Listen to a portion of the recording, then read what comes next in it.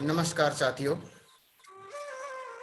आप सभी का इस नए सेशन में बहुत बहुत स्वागत है। एक बार फिर एक नए वीडियो में एक नए सब्जेक्ट के साथ में आपके समक्ष उपस्थित हूं। मैं निरंतर अपने सेशंस में बात कर रहा हूं अवचेतन मस्तिष्क की चमत्कारिक शक्ति के बारे में। तो यही है हमारे अवचेतन मस्तिष्क की चमत्कारिक कार्य शक्ति, the miracle working power of our subconscious mind. इस विषय पर मैं आप सभी को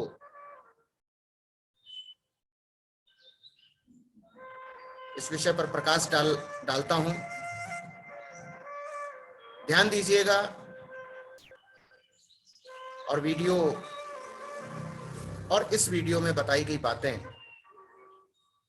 अगर आपको अच्छी लगती हैं, आपको लगता है कि इनको हमारे साथ साथ अन्य साथियों को भी, अन्य लोगों को भी जानना चाहिए, सीखना चाहिए, समझना चाहिए, तो इन वीडियोस को लाइक करें, सब्सक्राइब करें और ज्यादा से ज्यादा शेयर करें,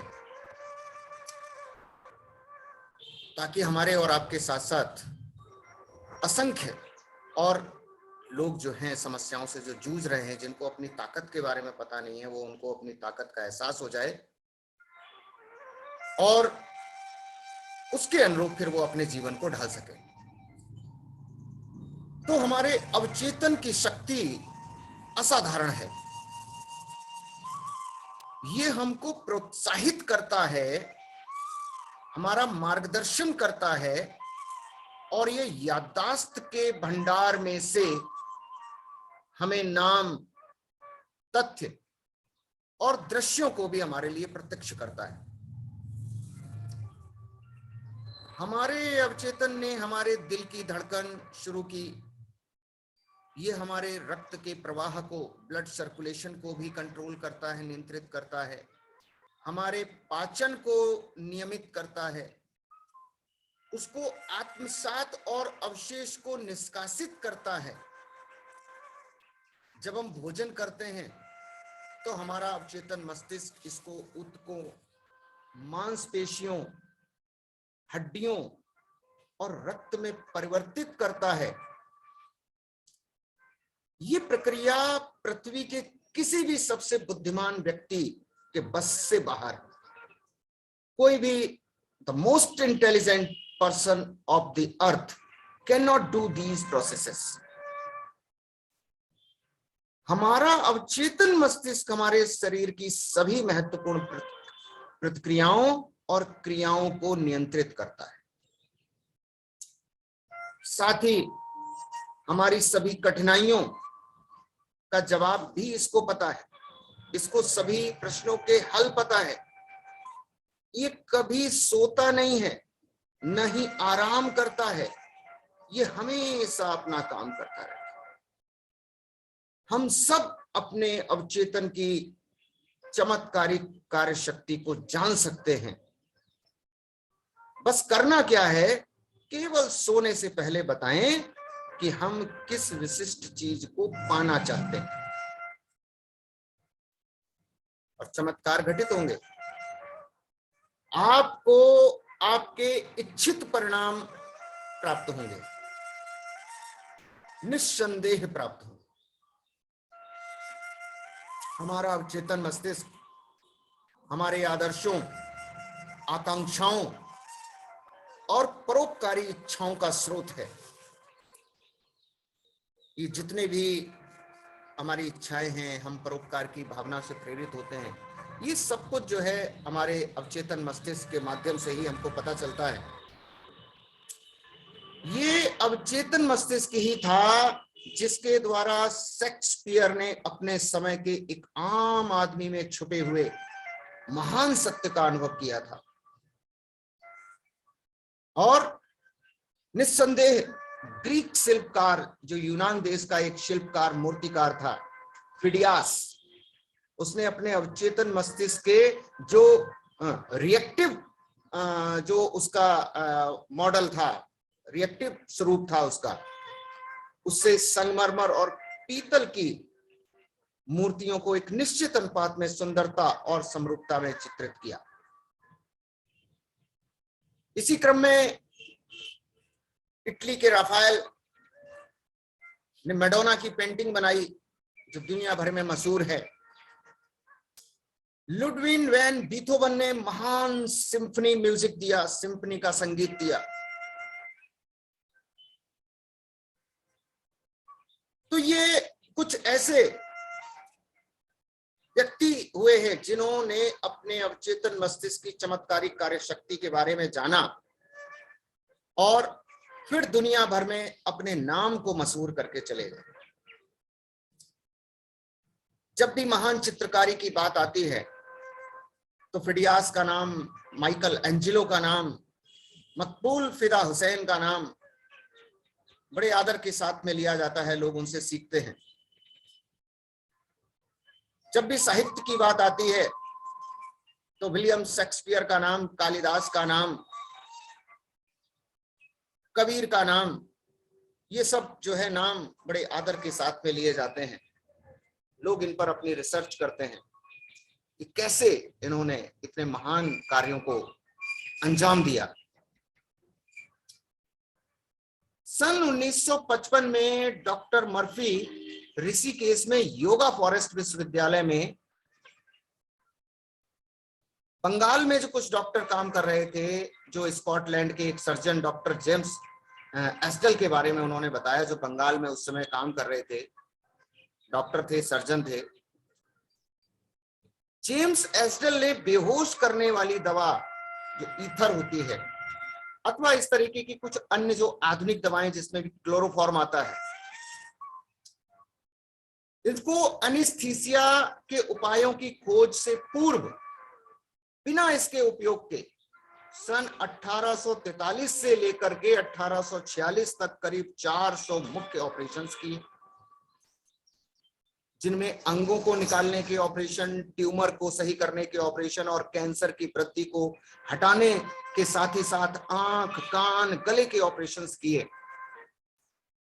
इन सभी ऑपरेशनों को उन्होंने मन के द्वारा सम्मोहित कर एनेस्थीसिया किया। क्लोरोफॉर्म नहीं सुंघाया, किसी भी प्रकार का कोई एनेस्थीसिया नहीं दिया, बेहोश करने वाली दवाई नहीं दी। मन के द्वारा सम्मोहित करके इन ऑपरेशनों को अंजाम दिया और डॉक्टर एस्टेल के द्वारा किए गए ऑपरेशनों के बाद मरीजों की जो मृत्यु दर थी वो बहुत कम थी, अधिक से अधिक 2 से 3%।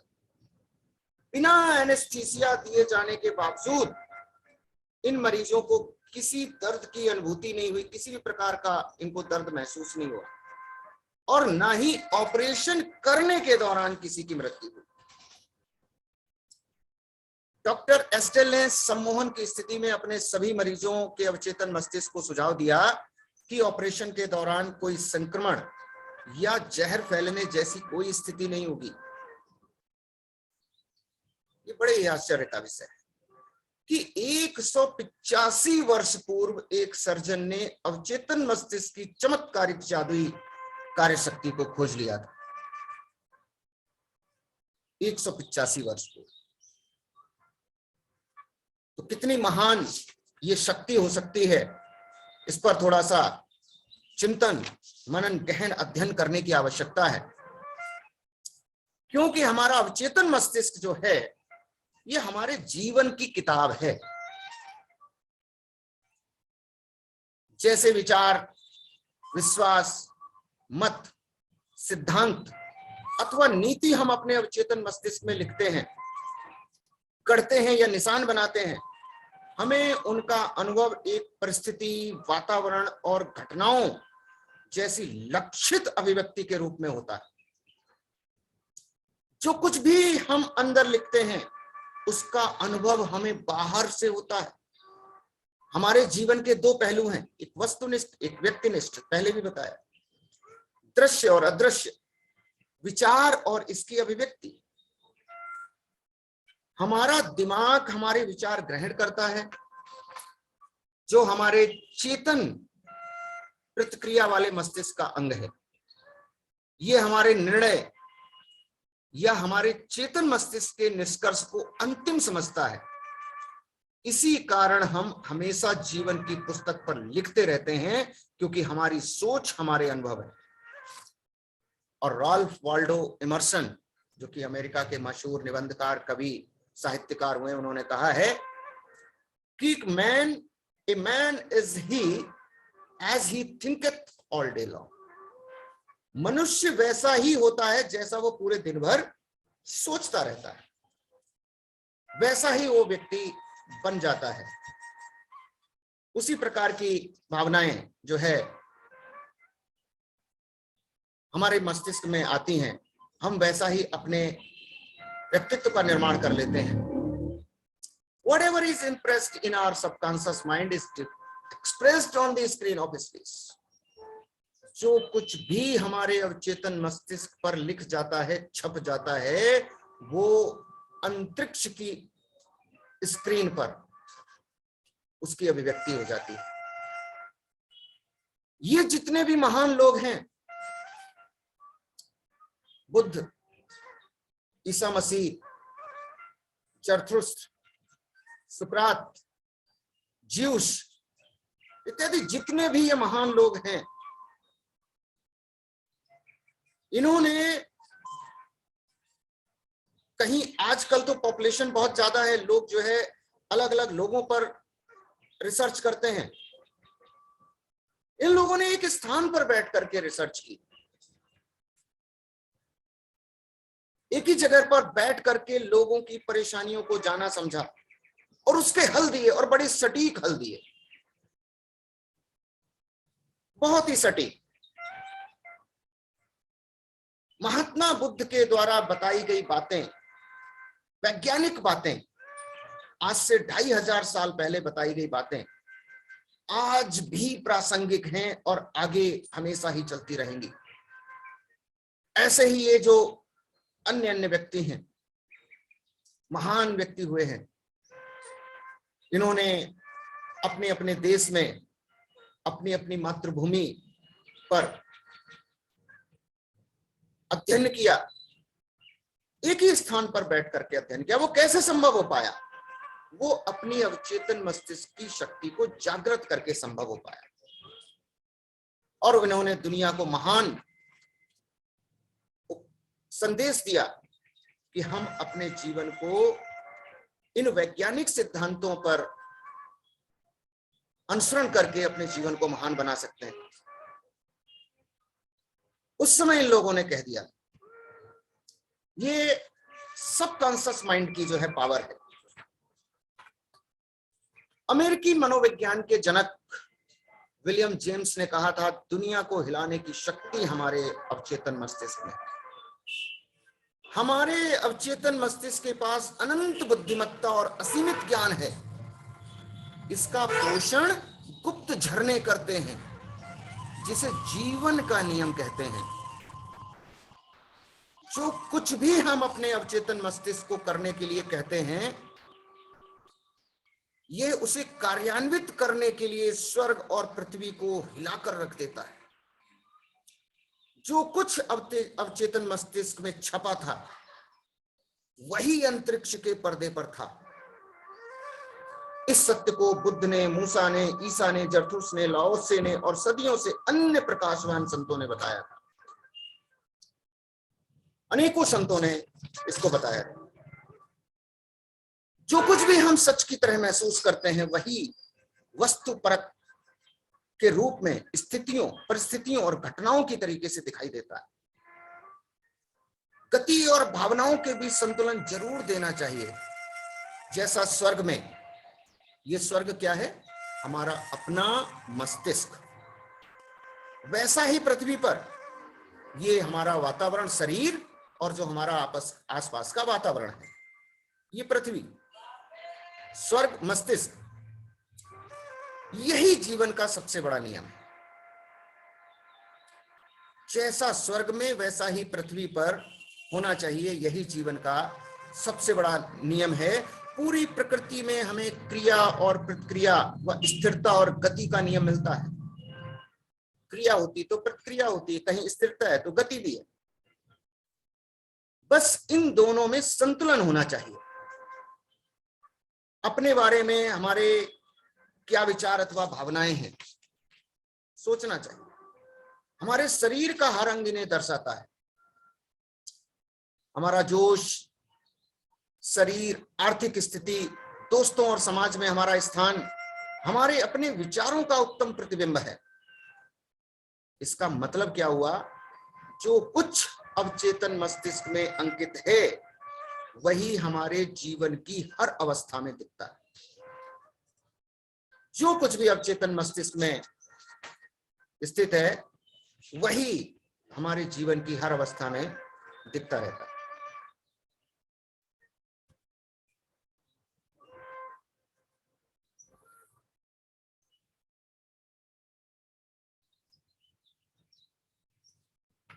तो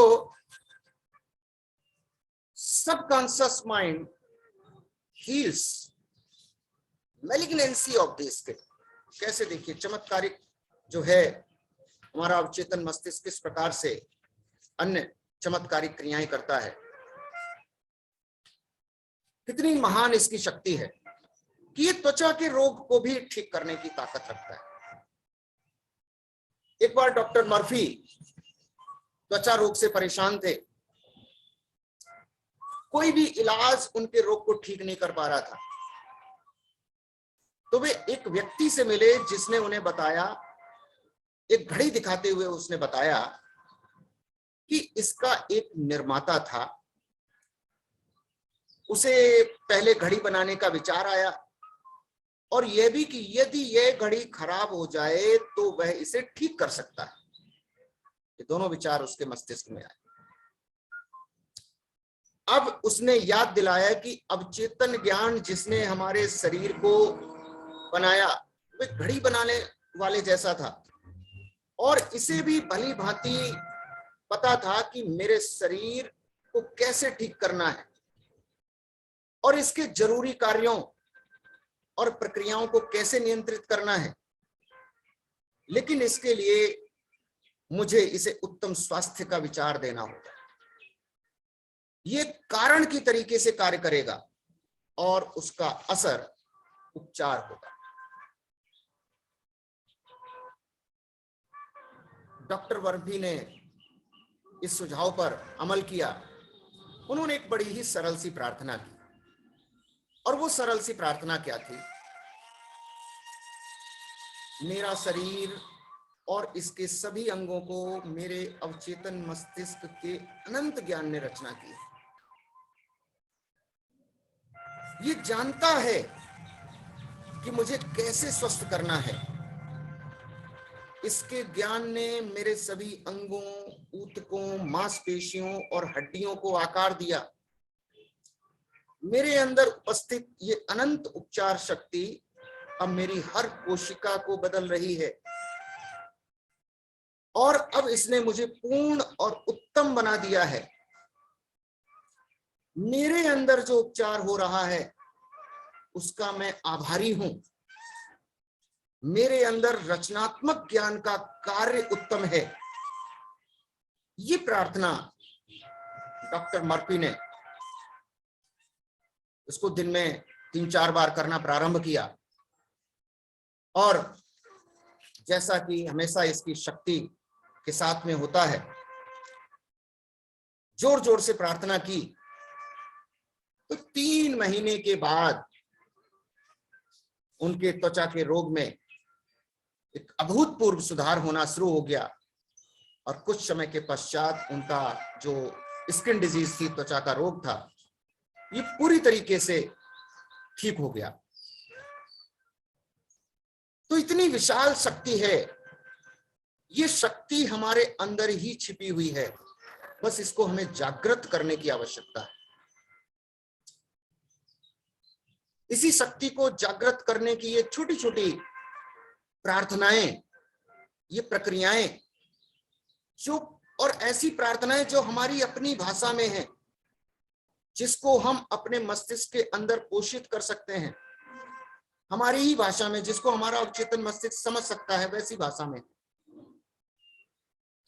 क्योंकि हम जिस चीज को हमें समझ में आता है हम उसी चीज को अपने अवचेतन मस्तिष्क में भेजेंगे और अवचेतन मस्तिष्क उसी के अनुसार प्रतिक्रिया देगा।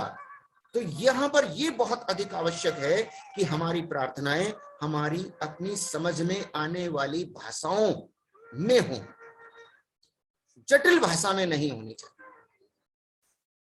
थैंक यू वेरी मच आज का ये वीडियो देखने के लिए। मुझे पूर्ण विश्वास है कि ये प्रार्थनाएं हमारे और आपके जीवन में अभूतपूर्व प्रभाव डालेंगी। हम इनका निरंतर अभ्यास करेंगे, अपने जीवन को सुखी, समृद्ध और खुशहाल बनाएंगे, अपने अवचेतन मस्तिष्क की चमत्कारिक शक्ति पर पूर्ण रूप से विश्वास कर इसको जागृत करेंगे।